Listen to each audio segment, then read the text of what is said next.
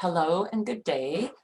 Continuing on with our study about independent contractors and employees, I'd like to share a case study with you. So this will require us sort of working together in this video, and this will be very similar to a case study that you will have on the final.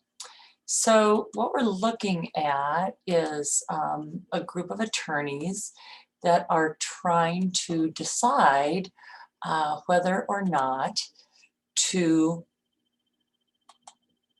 trying to decide what the status is of some folks that they're hiring to clean their office.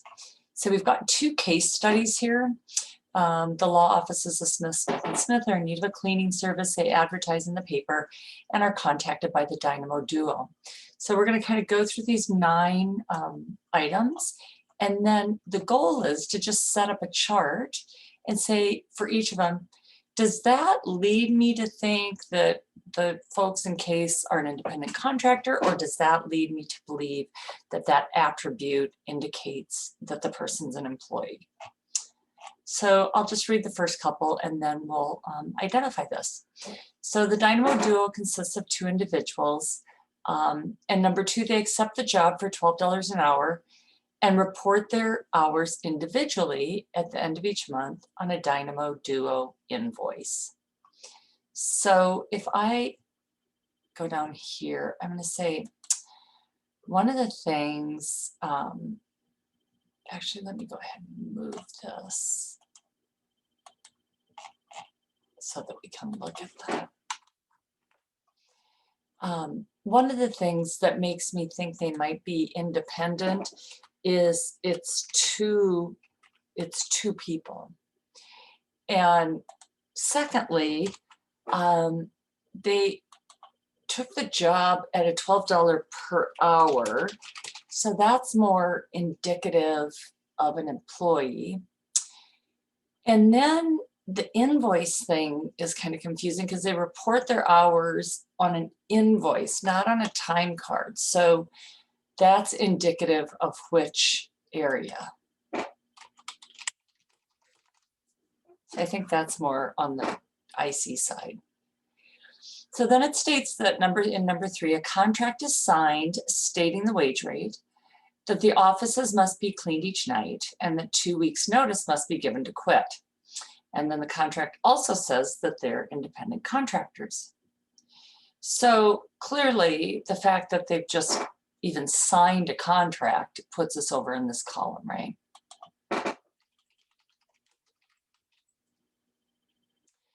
But one of the things that's also confusing here is they're very clear on when the offices must be cleaned. So remember behavioral control from the lecture that you just listened to on section 1, behavioral control, when to do the job, how to do the job, what tools or processes to use to do the job. That's all indicative of an employee, as well as this 2 weeks notice. So again, a little confusing. I'm put that over here. Behavioral control of when.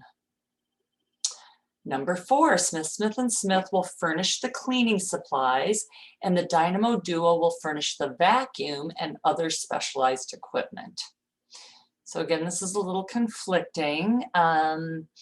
The fact that I've got to bring my own vacuum, that's an investment. You know, like an industrial vacuum is pretty expensive. So I've got to make an investment in my own equipment to get this gig, right? And then it's more employee-like because they provide the supplies, right? You know, the shampoo for the, and the, you know, all the cleaning supplies.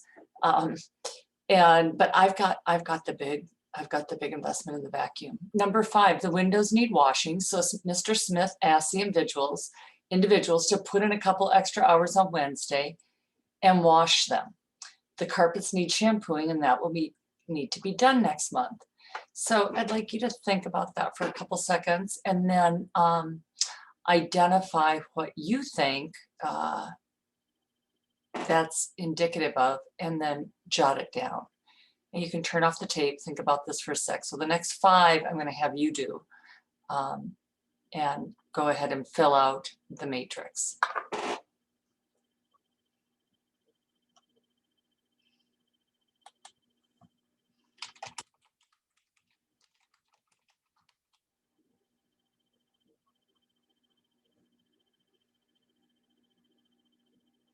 So I think in number 5, the fact that they're giving them additional work is very much employee-ish.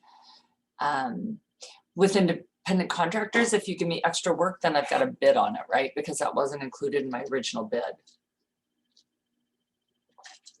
Number 6, go ahead. If one of the dynamo duo is ill, then their friend takes over the job and reports the number of hours worked to the firm, and the firm pays her at the same hourly rate as the dynamo duo. So which side do you think that's on? And stop the tape, think about it.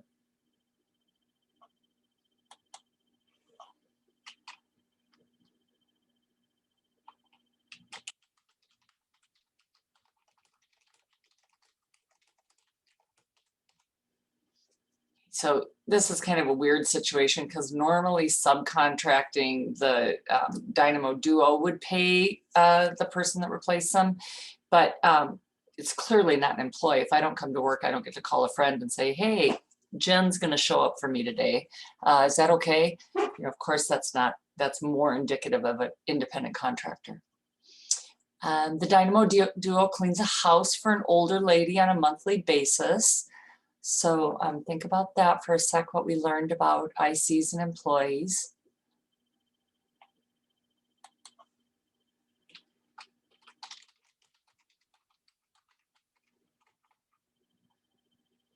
So I think that's indicative of IC, that they have another client or clients. Number 8, no one supervises the dynamo duos. Attorneys have gone home by the time the individuals arrive to clean. So which side do you think that goes on?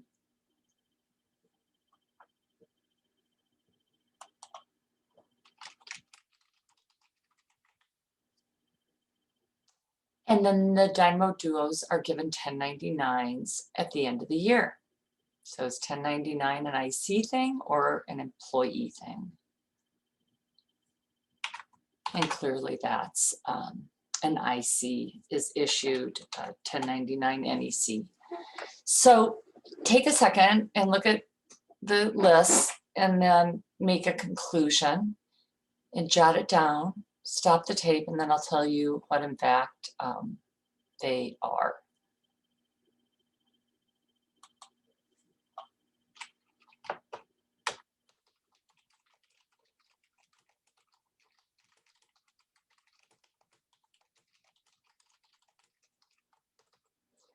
So the conclusion is, even though the list is actually longer for the attributes for the independent contractor, what's really important is the behavioral control. And we looked at that in section 1, behavioral control, financial control, and perceived relationship. They perceive that they're IC. I can see where that would be confusing because they signed a contract, they get 1099, they subcontract, but the real compelling indicator in independent contractor versus employee cases is behavioral control. And clearly that Smith & Smith have that. So go ahead and practice. Do the next one, just set up your matrix the same. So you're going to have something very similar to this on the test. You'll set up a little, column for IC and column for employee, and you'll identify things in the case study that lead you to believe one or the other. And then you will make a call. But most of the points is actually in the analysis, not in the final call. So go ahead, shut off the tape, and do this one on your own, coming up with little phrases that you think you could put based on this fact set. And then I will give you, when you turn it back on, you can take a look at what I thought.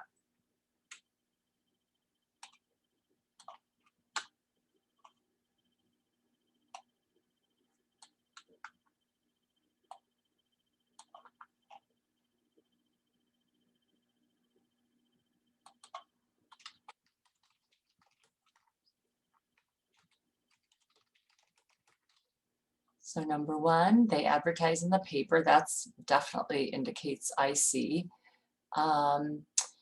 The second one, he lists on his application that he cleans for 2 other business establishments during the day. So he's got to clean at night, and he's got some references. So he's also got other clients.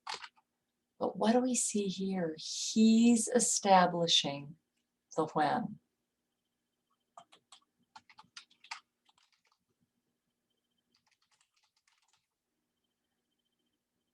He wants to be assured of a job for a year, so he writes the contract for $12 an hour, stating he's independent. So again, we have this hourly issue. That's usually indicative of an employee. Mostly contractors will bid on jobs rather than by the hour, so that goes in this column. But they sign a contract. The company will furnish the supplies, but Mr. Clean will bring his own industrial strength equipment. So same thing here. Now, in the last one, we had this as well, and yet he was still found to be an employee. I'd like you to just think for a second about other kinds of jobs. So investment in equipment does lend towards IC, but if you could think about like other kinds of jobs where folks actually have to make an investment in equipment to do their work as an employee. Do you have any ideas that you can think of?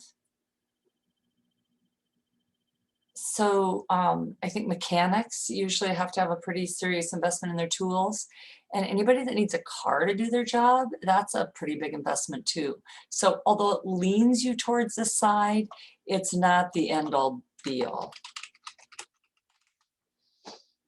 Number 5, the firm mentions they will need the carpet shampooed. Mr. Clean states he can't do that under his present hourly wage, as that was for routine, easy work. So again, he establishes or bids on additional work, I guess I should say. He gets a 1099 at the end of the year. When he's at a cleaning supplies convention, his brother cleans the office and Mr. Clean pays him. So again, that's a true example of subcontracting. And nobody supervises him when he's gone. And again, this goes on the side, but it's not that strong of a case because the attorneys are not going to be sitting there at night supervising someone that's cleaning their building. So even though it goes on the IC side, it's not really that strong. So what's really strong, again, are the behavioral control elements. And I just want to make sure, so that final conclusion here is he's IC. And again, up on the first one, although we had a lot of the same things over here, what was really compelling up here was who had the behavioral control. So I hope that this helps. And if you have any questions about this case study, make sure to just email me on it directly. Thank you very much. Bye.